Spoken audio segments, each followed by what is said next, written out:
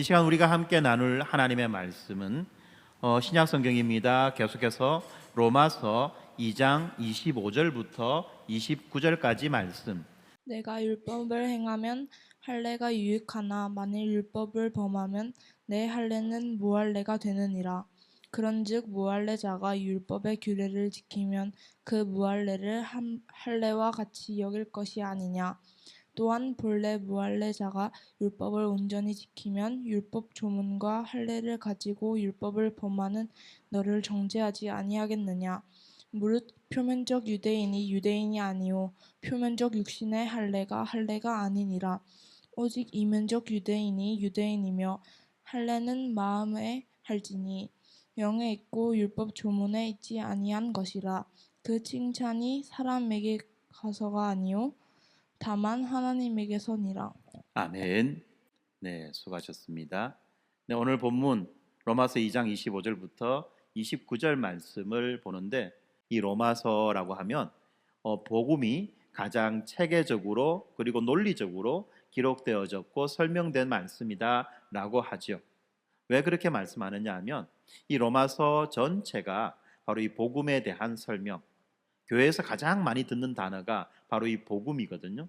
이 복음에 대한 설명을 자세하게 하고 있습니다. 먼저 로마서 1장에는요, 이 복음은 하나님의 능력이다, 모든 사람을 구원하는 하나님의 능력이다라고 말합니다. 그러면서 이 모든 사람을 구원하는 하나님의 능력이라고 복음을 말하는 이유가 무언가 하는 것을 말하면서 처음 시작하는 것이 이 세상의 모든 사람들은 다 죄인이다 라고 말합니다. 죄인이다 라고 말하니까 처음부터 조금 마음이 상합니다. 약간 기분이 나빠요.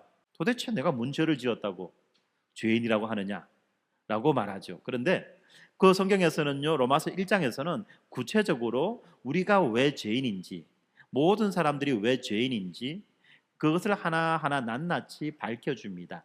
뿐만 아니라 그 죄의 결과가 무엇인지에 대해서도 말해주고 있어요. 한마디로 말하면 무엇이었습니까? 사형이다. 이런 모든 죄들은 다 사형에 해당한다라고 말합니다. 모든 사람은 다 죄인이다라고 말하니까 어떤 한 부류의 사람들이 기뻐합니다. 동의합니다. 맞아, 그래, 인간은 모두 죄인이야, 죽어 마땅한 거야 라고 생각하는 사람들이 있었어요. 어떤 사람들입니까? 자칭 스스로가 죄인이 아니라고 생각하던 사람이 있었다는 것입니다. 그 사람들을 뭐라고 말하느냐 하면 유대인들이다라고 로마서 2장에서는 말합니다. 로마서 2장에서는 무엇을 말하느냐 하면 유대인들, 너희들이 잘났다고 생각하고 너희들을 제외한 나머지 사람들은 다 죄인이다, 다 죽어 마땅한 자들이다, 아무 쓸모에 없는 자들이다 라고 말하는 너희들도 또한 죄인이다 라고 말하는 거예요. 왜 그들도 또한 죄인이라고 말하느냐? 그것은 바로 하나님이 우리를 심판하실 때에 무엇으로 우리를 심판하십니까? 우리의 신분이나 우리의 어떤 형편, 또는 우리의 어떤 조건, 또는 우리의 어떤 이런 재산, 재물, 잘생긴 거, 못생긴 거, 많이 배운 거, 많이 못 배운 거, 사회적 지위가 높은 거, 낮은 거, 이런 것들을 가지고 우리를 판단하고 평가하고 심판하시는 것이 아니라 우리의 행위를 가지고 판단하신다. 그렇기 때문에 누구도 다 이 하나님의 그 심판에 합격할 수 없다, 통과할 수 없는 자들이다 라고 말하는 거예요. 하나님의 심판을 지나갈 수 없는 자들, 하나님의 심판에 합격할 수 없는 자들, 또 다르게 표현하면 하나님의 심판을 받아 마땅한 자들이기 때문에 그들을 죄인이라고 말하는 거예요. 이렇게 하나님이 우리를 심판하실 때 아무도 그 심판의 기준을 통과할 수 없다는 겁니다. 왜요? 하나님은 오직 우리의 행위를 보고 그 행위에 대해서 판단하시기 때문에 그렇다는 것입니다. 하나님이 우리를 판단하실 때 그 판단의 기준은 무엇입니까? 언제나 모든 율법을 지키는 거예요. 율법이 무엇입니까? 하나님이 우리에 대해서 너희는 이렇게 살아야 된다, 너희는 이런 해야 된다라고 말씀하시는 요구 조건인 거예요. 규칙인 거예요. 또 다르게 표현하면 우리에게 세워주신 법인 거예요. 우리의 삶을 규정하는, 삶의 행동을 규정하는 법인 것입니다. 그런데 이 법은 어떤 법입니까? 모든 조항들을 항상 지켜야만 되는 법이라는 것입니다. 한 3일 지키고 한 이틀 쉬고 한 절반쯤 지키고 절반은 안 지키고 이래서는 될 일이 아니라는 거예요. 모든 조항을 항상 다 지켜야 되는 것, 이것을 하나님은 평가의 기준으로 만드셨다는 겁니다. 그러니까 그 평가의 기준에 그 누구도 통과할 수 없다는 것입니다. 그래서 다 죄인이고 그 죄인인 결과 우리는 심판받아서 멸망할 수밖에 없다는 거예요. 지금 우리가 보았던 내용은 이런 이야기들을 쭉 하고 있는 것입니다. 오늘도 또한 마찬가지입니다. 이런 이야기의 맥락 속에서 이루어지는 이야기입니다. 무엇에 대한 이야기냐? 자랑에 대한 이야기예요. 자랑. 우리는 늘 무언가를 자랑하고 싶어 합니다. 우리는 늘 무언가를 자랑하고 싶어 해요. 한번 볼까요? 우리 할머니들 누구 자랑합니까? 이 할머니들은요, 손자 자랑을 해요. 그 손자가 너미 보면 못생겼어도 모자라고 띨띨해도 할머니 눈에는 어떻습니까? 아이고 귀한 내 새끼. 금동이 아니면 금동이. 그죠? 금쪽이에요, 금쪽이. 금쪽 같은 내 새끼. 뭔 짓을 해도 이쁘고, 그죠? 뭔 짓을 해도 옳아요. 할머니들은 손자 자랑한다고 정신이 없어요. 그래서 경로당에 모이면 다 내 새끼 잘났다 그 소리 하고 있는 거예요. 어떤 사람들은 그런 소리가 듣기 싫어가지고 경로당 안 가는 분들도 있다더라고요. 예, 또 어떻습니까? 막 연애하는 사람들은 누구 자랑합니까? 애인 자랑한다고 정신이 없어요. 뭐 사람들은 항상 무언가를 자랑하고 싶어합니다. 그게 이제 본성이에요. 그리고 그런 자랑을 우리는 어떤 방식으로 하느냐면 이 비교하는 방식으로 내가 누구보다는 잘났네 라고 하는 그런 비교하는 방식으로 자랑한다고 합니다. 오죽하면 우리 손가락 5개도 서로 자랑하고 있지 않습니까? 아시죠 여러분들? 내가 으뜸이야. 뭐 어떤 놈은 내가 키가 커, 어떤 놈은 나 없으면 너 반지 못 끼지? 이런 식으로 자랑한다고 합니다. 손가락 5개도 서로 자랑한다고 해요.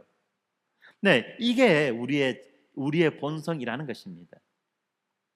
그런데 여러분, 오늘 설교 제목이 뭡니까? 자랑할 것이 없는 자들도 또한 무언가를 자랑하고 있다는 것입니다.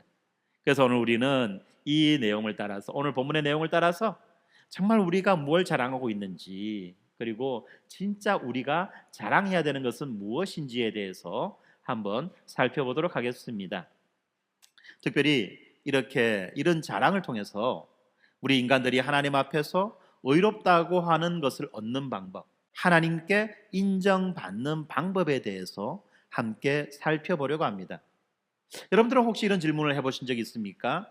나는 무엇으로 하나님께 인정받을 수 있을까? 내가 가진 것, 내가 행한 것 중에서 하나님 앞에 내세울 만한 것이 과연 무엇이 있을까라고 하는 것을 여러분들은 혹시 생각해 보신 적이 있습니까? 그런데 이 질문은요, 하나님 앞에 서 있는 모든 인간들이 끊임없이 제기했던 근본적인 질문이라는 것입니다.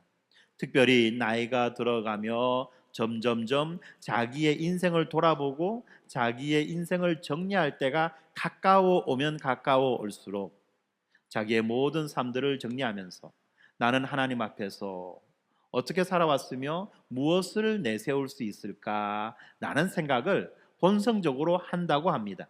그렇습니다. 어떤 사람들은 자신의 선행 또는 어떤 사람들은 이 자신의 종교 행위 그리고 또한 또 어떤 사람들은 자신의 어떤 도덕적 우월성 이런 것들을 통해서 하나님께 가까이 갈 수 있다고 그렇게 생각했습니다.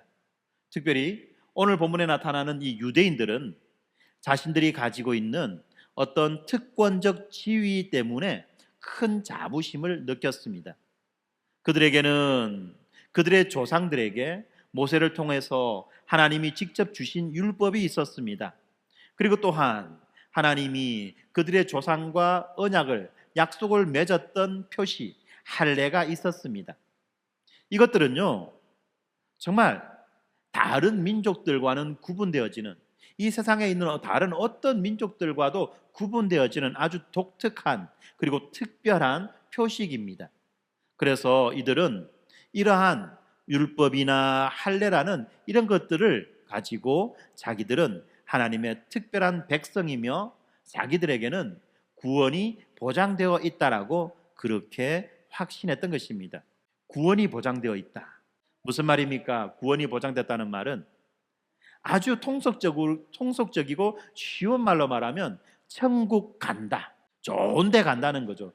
여러분들 아시죠? 죽어서 우리는 어딘가를 갑니다. 그죠? 예, 사실 이 말도 맞는 말은 아닙니다만 아주 통속적으로 표현하면 그렇다는 겁니다. 우리가 죽으면 죽음 이후에 무언가가 있다는 거예요. 무언가가. 죽으면 끝이다가 아니라 죽으면 우리가 다 소멸되어지고 사라져버리고 만다가 아니라 죽음 이후에 또 다른 세계가 있다라고 말합니다. 그것을 내세라고 말하죠. 그런데 이 내세는 두 가지가 있어요. 어떤 것이 있습니까? 하나는 좋은 곳, 하나는 안 좋은 곳. 예. 이 안 좋은 곳은 온갖 고통과 슬픔, 그렇죠? 온갖 고통과 슬픔과 비참함, 우리가 생각하고 있는 안 좋은 것이라고 하는 모든 것들은 다 모여 있는 바로 그러한 곳을 말하는 것이고, 또 좋은 곳이라고 하는 것은 우리가 생각하는 모든 좋은 것들이 다 모여 있는 바로 그것을 말하는 것이에요. 어딘가는 가는데, 근데 그 가는 곳이 둘 중에 하나라는 것입니다. 그렇게 말할 때 이 구원이라는 것은 무엇입니까? 좋은 곳으로 간다는 것이에요. 좋은 곳으로 간다. 예. 뿐만 아니라 좋은 곳으로 갈 뿐만 아니라 또 우리 기독교는 뭐라고 말합니까? 이 땅을 살아가는 동안에 우리는 그 좋은 것들을 누리게 된다라고 말하는 거죠. 인류의 근본적인 어떤 고통의 문제, 죄의 문제, 절망의 문제에서부터 벗어나서 이제 하나님이 주시는 그 복과 안식을 누리며 살아갈 수 있게 된다 하는 것이 바로 구원이라는 말인 것입니다. 지금 이렇게 유대인들은 자신들은 태어날 때부터 구원받은 백성이다라고, 구원받은 자들이다라고 생각했는데, 오늘 본문에서 말하는 이 사도 바울의 말씀은 이러한 유대인들의 자만심을 완전히 깨트려 버리는 그런 말씀이라는 것입니다. 특별히 오늘 본문 말씀은 이 유대인들이 자랑하던 그 할례조차도 그들을 구원할 수 없다는 것을 분명히 말해주고 있어요. 유대인들이 그토록 자랑하던 할례가 뭡니까? 할례라고 하는 것은 이 유대인 남자들의 어떤 이 신체의 일부의 그 가죽을, 껍질을 벗겨내는 거예요. 오늘날 흔히 말하는 일종의 포경 수술과 같은 것인데, 오늘날의 포경 수술은 어떤 위생의 부분 때문에, 위생적인 문제 때문에 하지만 유대인들은 이 포경 수술을 위생의 문제가 아니라 어떤 구별됨의 문제로 이것을 처리했던 것입니다. 그리고 난 다음에 이러한 유대인들의 어떤 그런 민족적인 표시, 이것이 바로 그들이 구원받은 증거다라고 그렇게 말했던 거예요. 그런데 바울은 뭐라고 말하느냐면 너희들이 했던 그 모든 짓거리들은 다 헛방이다라고 말하는 겁니다. 왜 그렇습니까? 이 하나님의 진짜 백성, 하나님의 참 백성이 되는 기준은 어떤 외적인 조건이나 어떤 혈통의 문제가 아니라 바로 성령으로 인해서 시작되어지는 내적인 변화가 바로 하나님의 참 백성이 되는 기준이 되기 때문에 그렇다는 거예요. 무엇이 기준이라고요? 외적인 것이 아니라 내적인 변화라는 겁니다. 이 내면의 변화, 마음의 변화, 생각의 변화가 하나님의 참 백성이 되는 기준이다라고 말하는 것입니다. 우리는 이 말씀에 대해서 모두가 다 동의합니다. 그런데 또 우리들은요, 너무나도 자주 이 유대인들과 같은 오류에 빠지는 경우가 있습니다. 예를 들면 이런 겁니다. 우리가 받은 세례, 교회에서 받은 어떤 직분, 그리고 예수를 얼마나 오랫동안 믿었는지, 교회를 얼마나 오랫동안 다녔는지 하는 이런 신앙의 연수, 그리고 얼마나 착한 일을 많이 하는지, 또 얼마나 종교적인 생활을 잘 하는지, 이런 것들을 가지고 자기 스스로를 의롭다고 여길 때가 많이 있다는 것입니다. 의롭다라고 말을 하지 않지요. 그런데 뭐라고 말합니까? 하나님이 좀 더 잘 봐주실 거야. 하나님이 좀 더 많이 사랑해 주실 거야. 하나님이 좀 더 많은 복을 주실 거야. 라는 식으로 생각한다는 겁니다. 그런데 여러분들, 이런 생각들도요, 바울이 말하고 있는 그 유대인들에 대한 그 비난, 그 유대인들에 대한 그 비판과 마찬가지 논리가 적용된다는 것입니다. 바울의 메시지는 분명합니다. 인간의 그 어떤 외적 조건이나 자격이나 행위도 하나님 앞에서 우리들을 의롭다고 해주는 것이 아니라는 거예요. 오직 예수 그리스도를 통한 하나님의 전적인 은혜만이 우리를 구원할 수 있다라고 본문이 말하고 있는 것입니다. 그래서 오늘 우리는 이 말씀들을 통해서 우리 자신의 의와 종교 생활을 내세우려고 하는 그 모든 시도를 내려놓고 오직 그리스도의 십자가 은혜만을 자랑하는 참된 신앙이 되기를 소망하는 것입니다. 이제 우리가 본문을 통해서 이 바울이 전하는 이 복음의 진리를 하나하나 차근차근 살펴보도록 하겠습니다. 먼저 25절입니다. 25절 성경 다 펴고 계시죠? 네, 성경을 다 펴시고 성경을 보시면서 같이 따라오시면 좋습니다. 25절에서 바울이 이렇게 말씀합니다. 네가 율법을 행한즉 할례가 유익하나 만일 율법을 범한즉 네 할례가 무할례가 되었느니라 라고 그렇게 말합니다. 무슨 말입니까? 율법을 행하는 것과 할례를 비교하는 거죠. 율법을 행한다고 한다면 할례 받은 것이 유익하지만 율법을 행하지 않으면 할례 받은 것은 아무런 쓸모가 없다는 말입니다. 정말 이 말은요, 유대인들에게 엄청난 충격이었습니다. 왜 그렇습니까? 자기들은 날 때부터 할례 받은 자들이고 날 때부터 구별된 자들이기 때문에 자기들이 율법을 지키는 것과 상관없이 자기들은 구원받은 백성이다라고 그렇게 여겼던 것입니다. 그들이 자랑하고 있는 이 할례라고 하는 것이 무엇입니까? 이것은 단순한 어떤 종교 의식이 아니죠. 이것은 이미 우리가 알고 있듯이 그들의 조상인 아브라함 때부터 시작된 하나님과의 언약의 표시입니다. 그리고 유대인의 정체성을 구분하는 가장 중요한 표시가 바로 이 할례였던 것입니다. 그런데 바울은 이런 할례조차도 조건부적인 가치만을 지닌다. 조건적인 가치만을 지닌다는 거예요. 할례가 어떤 조건에서는 가치가 있지만 어떤 조건에서는 무가치하다라고 하는 것을 말한다는 것입니다.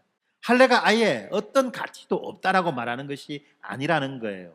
이걸 우리가 잘 생각해야 됩니다. 할례라고 하는 것은 이 율법을 행할 때에는 유익합니다. 그런데 문제가 있죠. 우리 가운데 그 어느 누구도 이 율법을 온전히 행할 수 있는 사람이 없다는 것입니다. 율법을 온전히 행할 수 있는 사람이 없다. 다시 말하면 우리는 율법을 범하며 살아간다는 것입니다. 이렇게 우리가 율법을 범할 때 그들이 받았던 이 할례는 어떻습니까? 아무런 의미를 가지고 있지 못하다는 것입니다. 예를 들면 이런 거예요. 우리에게 자동차가 있습니다. 각 집집마다 다 자동차가 기본적으로 한 대씩은 다 있죠. 어떤 집은 2대 있는 집도 있고 어떤 집은 3대 있는 집도 있습니다. 비싼 차도 있고 좀 싼 차도 있습니다. 그런데 여러분, 이 자동차가 자동차로서의 그 역할과 가치를 발휘하려면 반드시 뭐가 있어야 되죠? 뭐가 있어야 됩니까? 기름이 있어야 돼요. 기름이.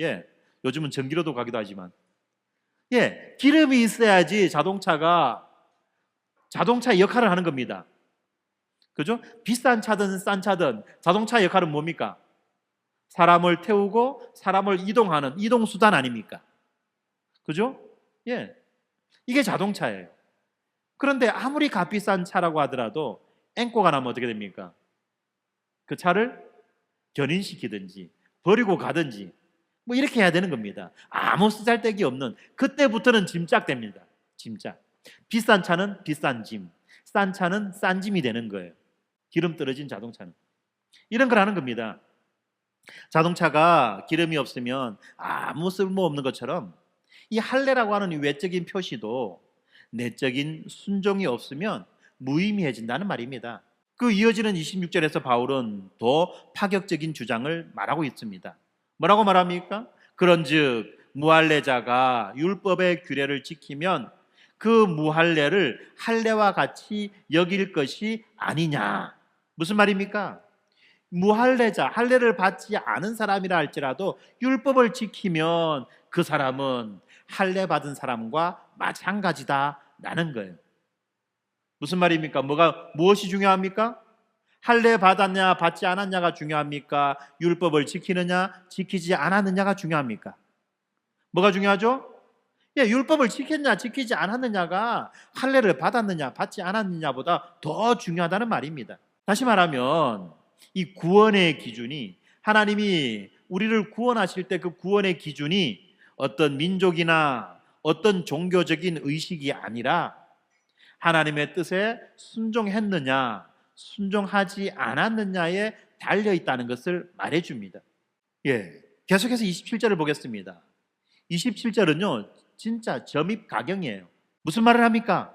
아주 바울이 지금까지 말했던 25절, 26절에서 말했던 이런 논리를 끝까지 밀고 가는 거예요.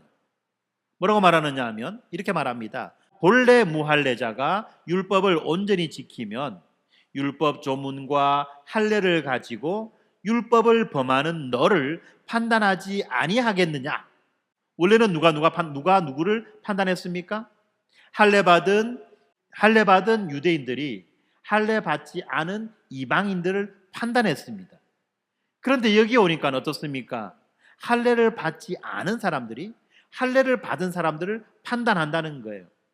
판단하는 자와 판단을 받는 자의 위치가 완전히 뒤바뀌는 것입니다.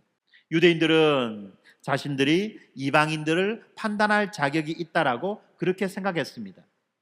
그런데 사실은 그 반대가 될 수 있다는 것입니다. 어떻게 될 때? 할례를 받지 않은 그 이방인들이 율법을 온전히 지키게 되면 그 사람이 할례 받은 유대인들을 판단하게 된다라고 말씀하는 거죠. 자, 여기까지만 이야기하면 어떤 생각이 드냐면 그러면 우리는 비록 이방인이지만 우리가 율법을 열심히 제대로 똑바로 지켜가지고 이제 하나님이 주시는 복을 한번 제대로 받아보고 제대로 인생 폼나게 한번 살아보고 그리고 제대로 살지 못하는 저 유대인들에게 한마디 해야 되겠네 라는 생각을 한다는 겁니다. 그런데 여러분 이게 실현 가능합니까? 가능하지 않습니까? 가능합니까? 가능하지 않습니까? 가능하지 않은 거예요. 왜 그렇습니까? 율법을 온전히 지키는 이방인이라고 하는 이 말은 단지 이론에만 존재하는 자지 실제 하지는 않는 자라는 것입니다. 이론적인 이야기예요. 실제로는 이런 사람은 존재하지 않는 거예요. 왜 그렇습니까? 우리가 다음 주에 살펴보게 되는 이 로마서 3장 23절에 보니까 어떤 말이 있느냐면 모든 사람이 죄를 범하였음에 하나님의 영광에 이르지 못하더니라고 분명히 말씀합니다. 모든 사람은 다시 말하면 유대인이나 이방인이나 할 것 없이 모든 사람은 다 죄인이다라고 하는 말을 하는 겁니다. 그러면 바울은 왜 여기에서 이런 말을 할까요? 이것은 일종의 수사법인데요. 이 문학적 표현법인데 바울은 이러한 표현법을 통해서 바로 유대인들의 그 위선과 유대인들의 자만을 아주 철저하게 폭로해 주고 있는 것입니다. 중요한 건 무엇입니까? 그들이 율법과 할례를 가졌다는 사실에 안주하면서 정작 이 율법의 정신인 하나님 사랑과 이웃 사랑은 실천하고 있지 않다는 것입니다. 율법을 가지고만 있지 율법을 지키지 않는다는 겁니다. 예를 들면 이런 겁니다. 우리가 학교에서 공부를 하거나 어디 가서 강의를 들을 때 여러분들 아주 잘하는 오류가 하나 있는데요. 그게 뭐냐면 자료 수집이에요. 자료 수집. 학교에서 공부하는 학생들도 막 뭔가 막 자료, 그죠? 이 수험 자료, 무슨 학습 자료, 자료 모으는 거는 아주 열심히 합니다. 그래서 자료를 열심히 모아가지고 어디에 저장합니까? 어디에 저장하죠? 자기 노트북에 저장하는 거예요. 자기 노트북에 열심히 차곡차곡 잘 저장합니다. 그런데 문제는 저장만 했지 파일을 열어보지도 않는다는 겁니다. 공부하지 않는다는 거예요. 우리가 흔히들 뭐라고 말하느냐 하면 진짜 열심히 컴퓨터 공부시키고 있다. 컴퓨터 공부시키고 있는 거예요. 그래서 이제 요즘에는 컴퓨터가 똑똑해졌어요. 그렇게 열심히 컴퓨터를 공부시킨 결과 컴퓨터가 똑똑해졌습니다. 사람보다 더. 소위 말하는 인공지능이 나오게 된 거예요. 사람이 똑똑해진 게 아니라 컴퓨터가 똑똑해진 어떤 그런 결과가 나오는 것입니다. 즉 유대인들이 그런 일을 했다는 거예요. 일종의 정신승리죠. 그런데 여러분, 우리들도 이런 유대인들과 똑같은 함정에 빠질 수 있다는 것입니다. 아까도 말씀드렸지만 우리가 받은 어떤 세례, 또 교회에 출석한 횟수와 연수, 교회에서 받은 어떤 직분, 그리고 교회에 하는 헌금, 봉사, 이런 것들을 의지하면서 자기 스스로를 의롭다고 여기는 경우가 있다는 것입니다. 내가 하루에 기도 5시간 하니까 적어도 기도 2시간 하는 사람보다는 좀 낫겠지? 아이고, 기도 1시간도 안 하는 사람보다 낫겠지?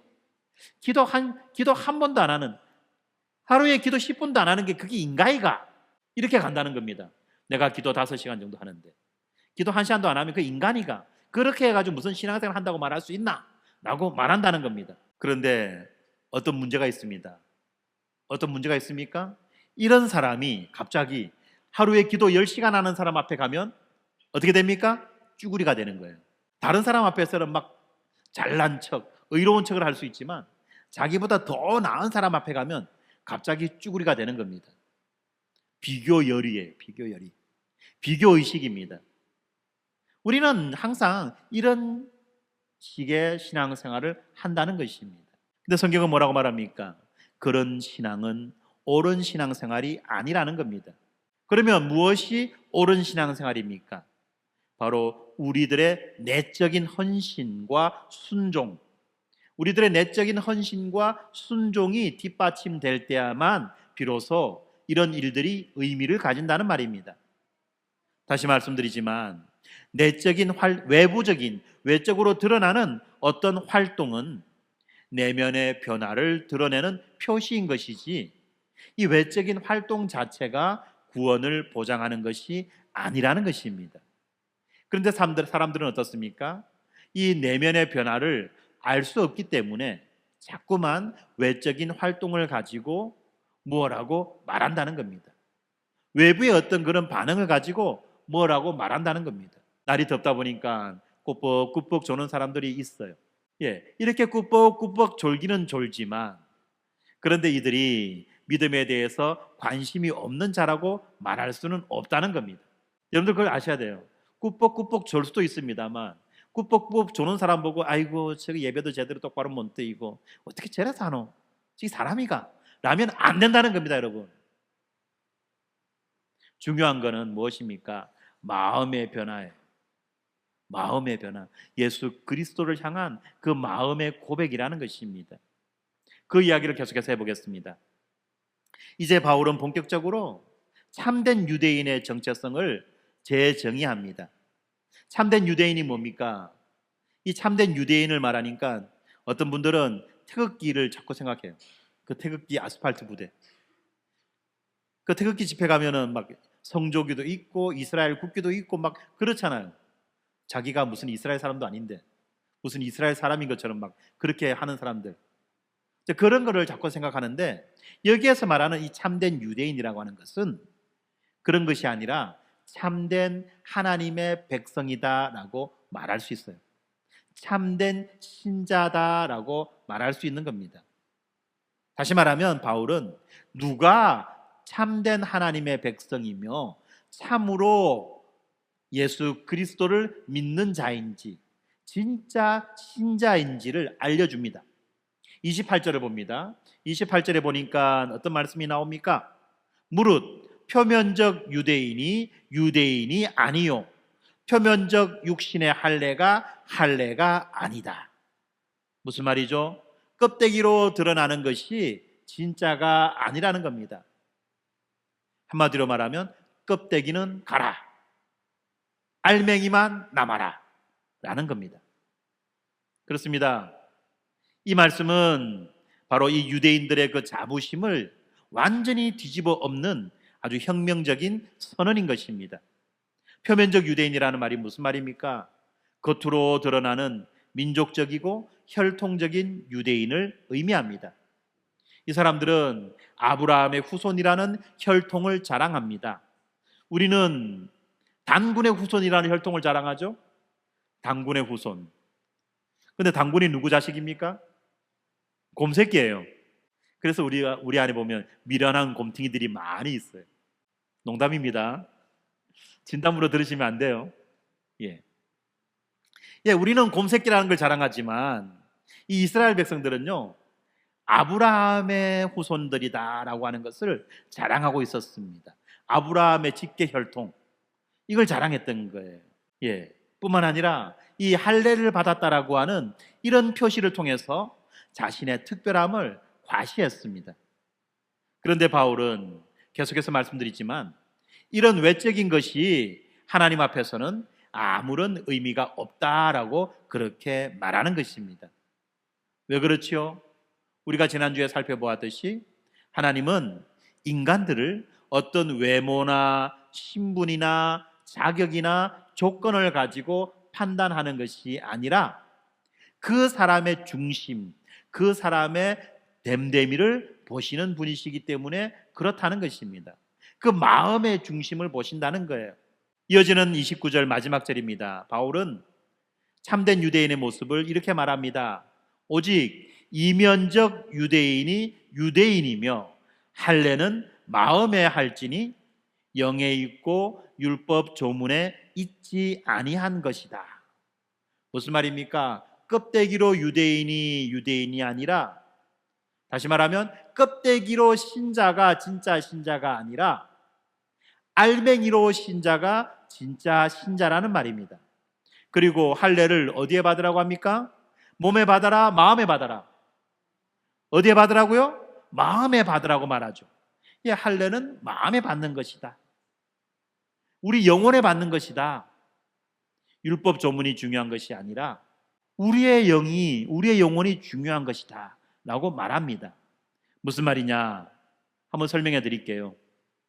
여기서 말하는 이 이면적 유대인이라는 말은 문자적으로 표현하면은 이 숨겨진 유대인, 내면의 유대인, 드러내지 않는 유대인을 말합니다.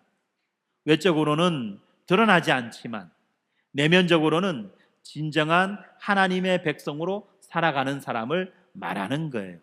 외부적으로는 드러내지 않아요. 그런데 자기의 마음 속에는 늘 이런 정체성을 가지고 살아가는 사람이라는 것입니다. 특별히 주목해야 볼 것은 바로 이 마음의 할례라는 개념입니다. 몸의 할례에 대비되는 이 마음의 할례라는 이 개념, 이 마음의 할례라는 이 개념이 갑자기 등장한 말은 아니에요. 구약 성경에도 이 하나님이 마음의 할례를 요구하셨습니다. 예를 들면 구약 성경 신명기 10장 16절에 보니까 이렇게 말씀합니다. 그러므로 너희는 마음의 할례를 행하고 다시는 목을 곧게 하지 말라. 마음의 할례를 행하고 다시는 목을 곧게 하지 말아라 라고 그렇게 말씀합니다. 그리고 에레미야서 4장 4절에도 보니까 유대인과 예루살렘 주민아, 너희는 스스로 할례를 행하여 너희 마음의 가죽을 베고 나 여호와께 속하라고 그렇게 말합니다. 여기에서 너희 마음의 가죽을 베고 마음의 가죽을 잘라내고라는 이 말이 할례를 말합니다.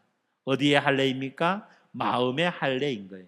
몸의 가죽을 잘라내는 것이 아니라 마음의 가죽을 잘라내라는 것입니다. 그러니까 이 마음의 할례에 대해서 우리가 자세하게 설명한다면 이런 겁니다. 우리들의 완악하고 그 교만한 마음이 하나님 앞에서 깨어지고 새롭게 되는 것을 의미하는 것입니다. 우리의 그 고정된 생각, 바뀌지 않는 그 고정된 생각이 깨어지고 새로운 생각을 갖게 되는 거예요. 여러분들, 우리는요, 각자가 다 아주 바뀌지 않는 그 근본적인 고집, 그 생각들을 가지고 살아갑니다.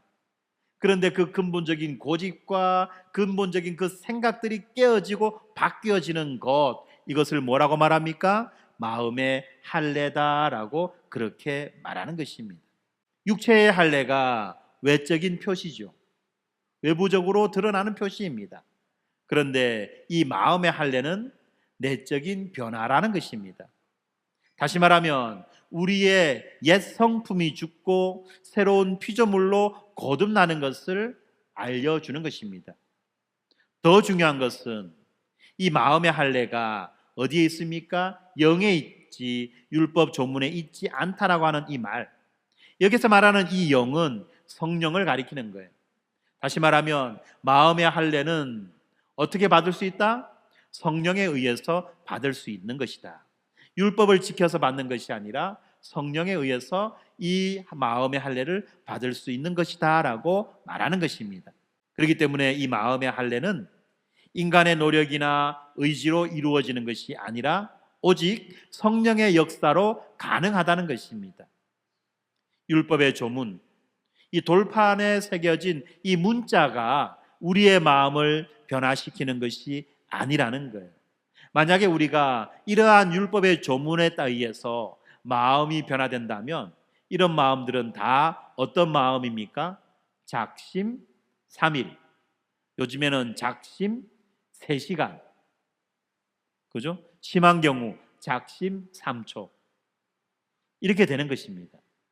오직 이 성령님만이 우리의 돌같이 굳은 마음을 제거하고 새 마음을 주실 수 있다는 것입니다. 오직 성령님만이 우리의 돌같은 굳은 마음을 제거하고 새로운 마음을 주실 수 있다는 거예요. 이것이 바로 구약에서 예언된 새 언약의 성취다라고 말하는 것입니다.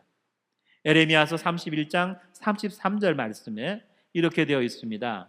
그러나 그날 후에 내가 이스라엘 집과 맺을 언약은 이러하니 곧 내가 나의 법을 그들의 속에 두며 그들의 마음에 기록하여라고 약속합니다.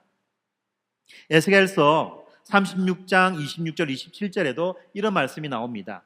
또한 새 영을 너희 속에 두고 새 마음을 너희에게 주되 너희 육신에서 굳은 마음을 제거하고 부드러운 마음을 줄 것이며 또 내 영을 너희 속에 두어 너희로 내 율례를 행하게 하리니라고 선포합니다. 그렇습니다. 사랑하는 성도 여러분, 우리가 진정으로 이 그리스도인이 되는 것은 세례를 받거나 교회에 등록하는 것만으로 이루어지는 것이 아닙니다.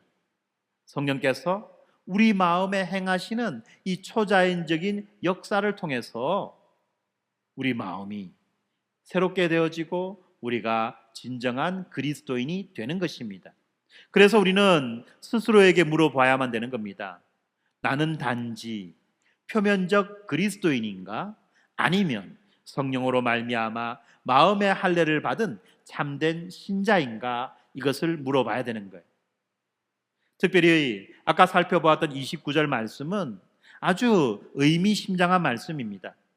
그 칭찬이 사람에게서가 아니요 다만 하나님에게서니라. 여기에서 말하는 이 칭찬이라는 것은 단순한 칭찬 이상의 의미가 있지요. 여기에서 말하는 이 칭찬이라는 것은 인정한다, 승인한다, 가치 평가를 한다라는 말입니다. 다시 말하면 이 참된 유대인, 마음의 할례를 받은 사람이 받는 그 인정은 사람에게서 오는 것이 아니라 하나님에게서 온다는 말씀입니다. 이것이 바로 우리 신앙의 본질적인 방향성을 말해주고 있어요. 여러분, 우리는 누구의 인정을 구하며 살아갑니까? 혹시 사람들의 칭찬과 인정을 받기 위해서 신앙생활을 하고 있지는 않습니까? 앞에 있는 성질 여러분, 이 목사의 칭찬받기 위해서 여러분들 신앙생활하고 있는 건 아닙니까? 그럼 여러분들 정말 실수한 겁니다. 왜냐하면 목사 별거 아니거든요. 또 이렇게 말하면 또 어떤 사람은 오해할 수 있겠지만 사실 목사라고 하는 것도 별거 아닙니다. 단지 하나님의 말씀을 전달하는 도구예요. 목사한테 잘 보이는 거, 잘 보려고 막 뭔가 하는 거요, 참 그거 별로 의미 없는 짓입니다. 이 말이 목사 함부로 해도 된다는 말은 아닙니다. 하나님의 말씀을 전달하는 자이기 때문에 충분히 존중받아야만 합니다. 그러나 목사의 그 마음에 들기 위해서 막 뭐 눈치 보려고 무언가 막 이렇게 하는 거는 옳은 것이 아니라는 거예요. 중요한 건 뭡니까? 오늘 성경이 말씀하듯이 우리들의 진정한 가치 평가는 하나님으로부터 온다는 거예요. 사람들이 우리를 어떻게 평가하든 그건 중요한 게 아니라는 겁니다. 나의 이웃이 나를 어떻게 평가하든, 내 친구가 나를 어떻게 평가하든, 나의 직장 동료가 나를 어떻게 평가하든 그거는 중요한 것이 아니라는 겁니다. 물론 중요할 수 있습니다. 그러나 결정적인 건 아니라는 거예요. 중요한 건 뭡니까? 하나님이 우리를 어떻게 보시느냐, 이것이 중요하다는 것입니다. 왜냐하면 하나님이 우리를 어떻게 보시느냐 하는 이것은 우리가 죽고 사르는 문제와 연결되어 있기 때문에 그래요. 우리가 죽느냐 사느냐의 문제가 바로 하나님이 우리를 어떻게 보시느냐 하는 문제와 연결되어 있기 때문에 그렇다는 것입니다. 이 지점에서 다시 한 번 더 이 성령의 역사하는, 성령께서 일하시는, 성령께서 내 마음 안에서 어떤 작동하시는 이것을 말하는 겁니다. 말하고 싶습니다. 이 마음의 할례라고 하는 것은 바로 성령의 사역입니다. 이 말이 무슨 말입니까? 인간의 의지나 인간의 노력으로 달성할 수 있는 것이 아니라는 거죠. 성령께서 우리의 마음을 새롭게 하시고 우리들로 하여금 하나님의 뜻을 알고 행할 수 있게 해 주신다는 것입니다. 성령님이 우리 안에 거하시며 우리를 인도하시고 우리의 연약함을 도와주신다는 말씀인 겁니다. 그랬더니 여러분들 이런 경우 있지 않습니까? 아는데, 해야 된다는 거 아는데 또 그렇게 하고 싶은데 잘 안 돼요 라고 말하는 경우가 있죠. 핑계 말고 진정으로, 진심으로, 핑계 말고 진심으로 이렇게 말할 때가 있습니다. 이럴 때 여러분들 뭘 해야 되는지 아십니까? 성령께 간구해야 돼요. 성령께서 내 안에서 역사하셔서 나로 하여금 마땅히 해야 되는 것, 그것을 할 수 있도록 은혜 주십시오, 능력 주십시오라고 기도해야 되는 거예요. 아는데 쑥스러워서 쪽팔려서 못하겠어요 라고 말하는 경우가 있습니다. 그럴 때 여러분 어떻게 해야 됩니까? 기도하셔야 돼요. 성령께 간구하셔야 돼요. 부끄럽지만, 쪽팔리지만, 쑥스럽지만 하나님, 내가 이것을 할 수 있는 용기를 주세요 라고 해야 된다는 것입니다. 예배 시간에 바른 자세로 말씀을 집중해야 한다는 것을 아는데 그죠? 그렇게 되지 않을 때가 있습니다. 나도 모르게 머리를 숙일 때가 있어요. 그럼 여러분 어떻게 해야 됩니까? 그 순간 기도하십시오. 성령님, 내 마음에 감동 주시고 은혜 주시고 능력 주셔서 나로 하여금 예배 똑바로 드릴 수 있게 해주십시오 라고 기도해야 되는 겁니다. 그렇게 기도하며 한편으로 어떻습니까? 우리의 몸을 쳐서 복종시켜야 되겠죠? 그래서 앉아서 조는 그 자리에서 일어나 어디로 갑니까? 뒤로 가세요. 그럼 잠이 깨집니다. 자동으로. 네, 이런 거예요.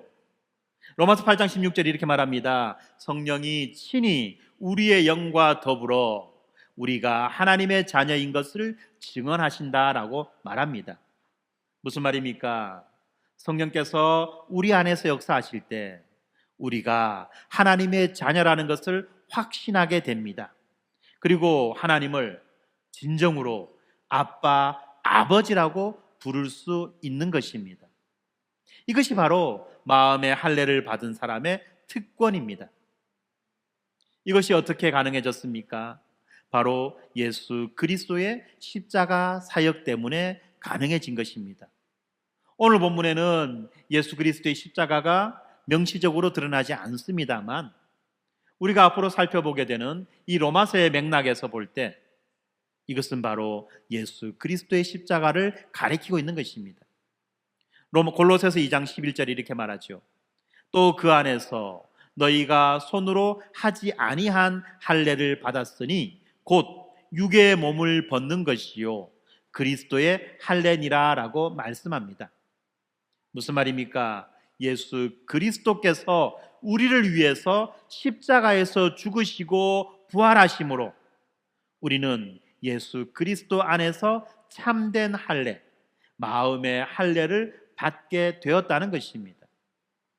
그리스도의 죽으심과 함께 우리의 옛사람이 죽었습니다. 그리고 예수 그리스도의 부활과 함께 우리는 새 생명으로 살아났습니다. 아멘. 네. 예수님과 함께 우리의 옛사람이 죽고 예수님과 함께 우리가 새 생명으로 살아났다는 것입니다. 이것이 바로 성령으로 말미암는 마음의 할례라는 거예요. 따라서 하나님께로부터 오는 칭찬과 인정은 결국은 예수 그리스도를 통해서 주어지는 칭의, 의롭다고 하는 것, 구원받았다라고 하는 것과 연결된다는 말입니다. 앞으로 살펴보게 될 로마서 5장 1절이 이렇게 말씀합니다. 그러므로 우리가 믿음으로 의롭다 하심을 받았으니 우리 주 예수 그리스도로 말미암아 하나님과 화평을 누리자라고 그렇게 선포합니다. 그렇습니다. 우리가 하나님께 인정을 받는 것은 우리의 행위나 자격 때문이 아니라 우리가 그리스도의 의를 덧입었기 때문에 그렇다는 것입니다. 사랑하는 성도 여러분, 우리가 자랑할 것은 무엇입니까? 우리의 신앙 연수입니까? 교회에서의 직분입니까? 아니면 우리가 행한 선행입니까? 고린도전서 1장 31절은 이렇게 말씀합니다. 기록된 바 자랑하는 자는 주 안에서 자랑하라 함과 같게 하려 함이라. 그렇습니다. 우리의 유일한 자랑은 우리를 위해 십자가에 달리신 예수 그리스도 뿐인 것입니다. 그분의 은혜로 우리는 마음의 할례를 받았습니다. 그리고 하나님의 참된 백성이 된 것입니다. 사랑하는 성도 여러분, 오늘 우리는 로마서 2장 25절부터 29절의 말씀을 통해서 인간이 하는 모든 종교적 노력의 무익함을 살펴보았습니다. 그렇다면 우리에게 소망이 있습니까? 어떤 행위, 어떤 노력도 아무 쓰잘데기 없다는 말을 우리가 살펴보았어요. 그렇다면 우리에게 소망이 있기는 하냐는 것입니다. 우리의 행위도 우리의 노력도 필요가 없다면 도대체 우리는 어디에서 소망을 찾을 수 있겠느냐는 것입니다. 여기에 대한 대답은 그렇습니다. 우리에게는 여전히 소망이 있습니다. 이죠. 그 소망은 바로 예수 그리스도의 십자가라는 것입니다. 원래 이 유대인들이 자랑하던 할례, 이것은 무엇을 가리키는 표시였습니까? 이 할례도 또한 장차 오실 메시아 예수 그리스도를 가리키는 그림자였다는 것입니다. 아까도 보았지만 골로새서 2장 11절 12절에서 보니까 이렇게 말씀합니다. 그 안에서 너희가 손으로 하지 아니한 할례를 받았으니 곧 육의 몸을 벗는 것이요 그리스도의 할례니라. 너희가 세례로 그리스도와 함께 장사되고 또 죽은 자들 가운데에서 그를 일으키신 하나님의 역사를 믿음으로 말미암아 그 안에서 함께 일으키심을 받았느니라 라고 말씀합니다. 그리스도께서 십자가에서 죽으실 때 이 죽음은 단순한 한 사람의 죽음이 아니었다는 것입니다. 예수님은 우리의 옛사람, 죄로 물든 그 본성을 십자가에 못 박으셨던 것입니다. 이것이 바로 그리스도의 할례라는 것입니다. 강조합니다. 잘 기억하세요. 육신의 할례가 우리의 살점을, 우리의 가죽을 잘라내는 것이라고 한다면 이 그리스도의 할례, 마음의 할례는요, 우리의 죄된 본성 전체를 잘라내는 것입니다. 마음의 할례를 받았다라고 말하는 것은 죄된 본성 전체를 잘라냈다는 말인 것이에요. 언제 이렇게 되었습니까? 그리스도께서 죽음에서 부활하실 때 우리도 그분 안에서 새 생명으로 일으킴을 받았기 때문에 그렇다는 것입니다. 새 생명은 어떤 생명입니까? 과거의 옛 본성이 아니죠. 죄로 인해서 망할 수밖에 없고 죽을 수밖에 없는 그런 본성이 아니라는 것입니다. 새로워진 본성, 완전히 새로워진 본성, 이제 하나님을 사랑하고 이웃을 내 몸과 같이 사랑할 수 있는 완전히 새로운 본성으로 우리가 다시 세워졌다는 것입니다. 이것이 바로 마음의 할례의 본질입니다. 우리가 스스로 우리의 마음을 변화시킨 게 아니에요. 우리 스스로 우리의 마음을 변화시킨 것이 아니라 이 그리스도께서 십자가와 부활을 통해서 우리의 마음을 변화시켜 주신 것입니다. 그런데 많은 사람들이 이런 복음의 능력을 알지 못한 채 살아가고 있습니다. 어떤 분들은 말합니다. 나 정도 되면 그래도 된 거 아니야? 이쯤 하면 된 거 아니야? 라고 생각합니다. 그런데 이사야서 64장 6절이 이렇게 말하죠. 우리의 의는 다 더러운 옷 같으며 라고 말씀합니다. 무슨 말입니까? 우리의 그 최선의 노력도 지성이면 감천이다라고 말하는 그 온갖 노력도 하나님의 거룩하심 앞에서는 더러운 걸레와 같다는 거예요. 아무것도 아니라는 겁니다. 뿐만 아닙니다. 더 놀라운 소식이 있습니다. 고린도후서 5장 21절이 하나님이 죄를 알지도 못하신 이를 우리를 대신하여 죄로 삼으신 것은 우리로 하여금 그 안에서 하나님의 의가 되게 하려 하심이라 라고 말씀하고 있습니다. 예수 그리스도께서 우리의 그 더러운 옷을 입으시고 우리에게는 예수 그리스도의 그 의의 옷을 입혀 주셨다는 것입니다. 완전히 바뀌어졌다는 거예요. 그리고 또 어떤 사람들이 이렇게 말합니다. 지금까지 큰 문제가 없었으니까 지금까지 살던 대로 살면 되지 굳이 그런 거 할 필요가 있겠나? 목사님 이렇게 해라 저렇게 해라 말하는데 굳이 그렇게 할 필요 있겠나?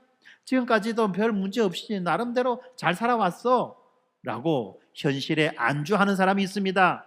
근데 여러분, 이 그리스도의 십자가는 우리를 근본적으로 변화시킵니다. 갈라디아서 2장 20절 말씀에서 바울은 내가 그리스도와 함께 십자가에 못 박혔나니 그런즉 이제는 내가 사는 것이 아니요 오직 내 안에 그리스도께서 사시는 것이라 라고 고백합니다. 십자가는 우리의 옛삶을 끝내고 그리스도의 새 생명을 시작하게 한다는 말입니다. 또 어떤 사람은 이렇게 생각합니다. 우리가 더 노력하면 더 애를 쓰면 하나님께서 갚아주실 거야. 이걸 뭐라고 말합니까? 공로주의라고 말하죠. 우리가 더 노력하고 더 애쓰면 하나님이 갚아주실 거야, 하나님이 인정해 주실 거야 라는 이런 공로주의도 십자가 앞에서 속절없이 무너지고 맙니다. 로마서 3장 24절은 그리스도 예수 안에 있는 성령으로 말미암아 하나님의 은혜로 값없이 의롭다 하심을 얻은 자 되었다라고 말씀합니다. 값없이 의로운 자가 되었다는 거죠.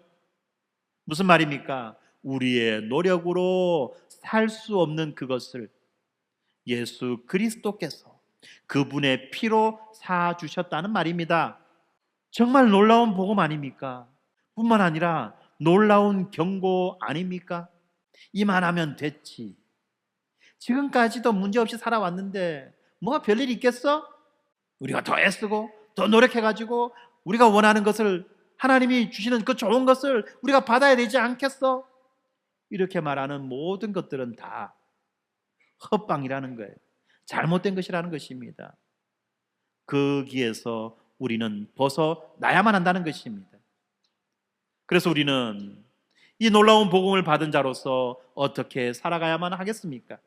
첫째는 십자가를 날마다 바라보며 살아가기를 바랍니다. 매일 그리스도께서 나를 위해서 죽으셨다, 나를 구원하기 위하여 죽으셨다는 그 사실을 묵상하시기 바랍니다.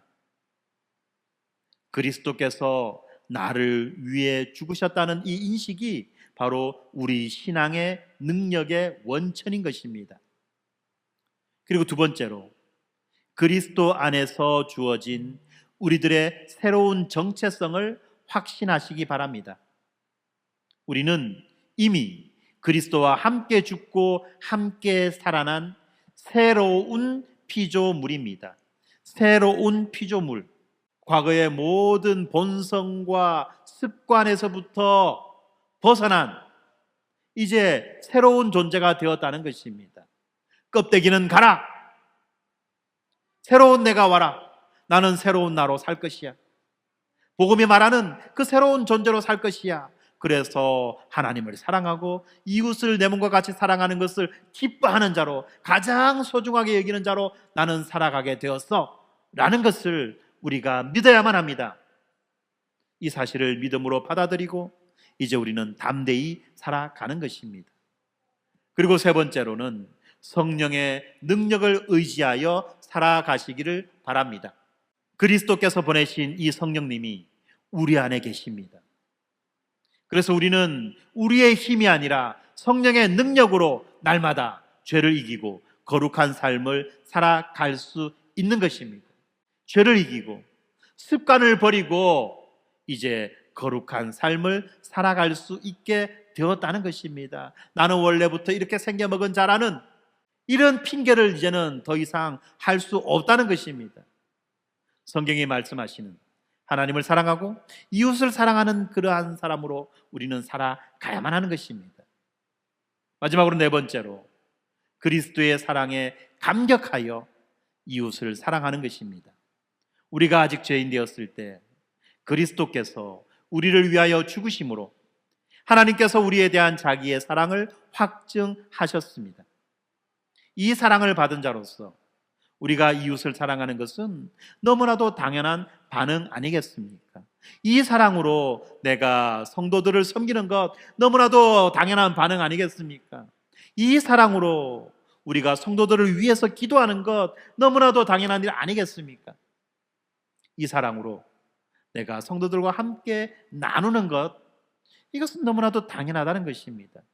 사랑하는 성도 여러분, 우리의 구원은 우리의 행위에 달려있지 않습니다. 예수 그리스도의 그 완성된 사역에 달려있는 것입니다. 그래서 우리의 자랑은 오직 그리스도의 십자가뿐인 것입니다. 예수님이 모든 것을 이루어 주셨습니다. 우리의 구원도 이루어 주셨습니다. 이것이 복음입니다.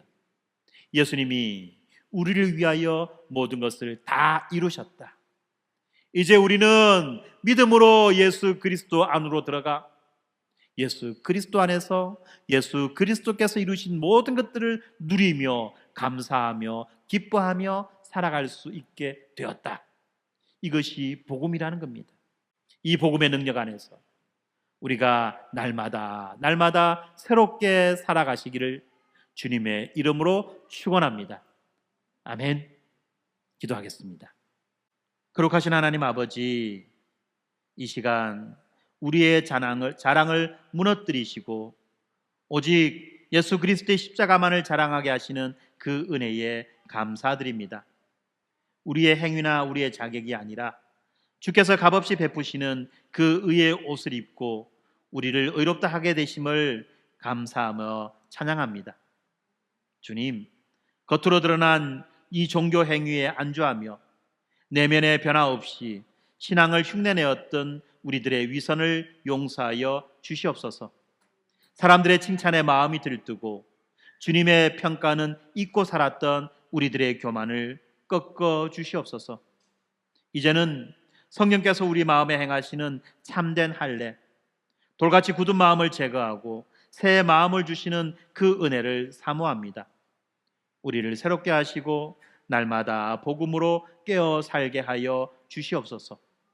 주님, 우리 안에 계신 그리스도의 생명으로 살게 하시고 우리의 삶이 오직 주께만 영광을 돌리는 향기로운 제사가 되게 하여 주시옵소서. 예수 그리스도의 이름으로 기도드립니다.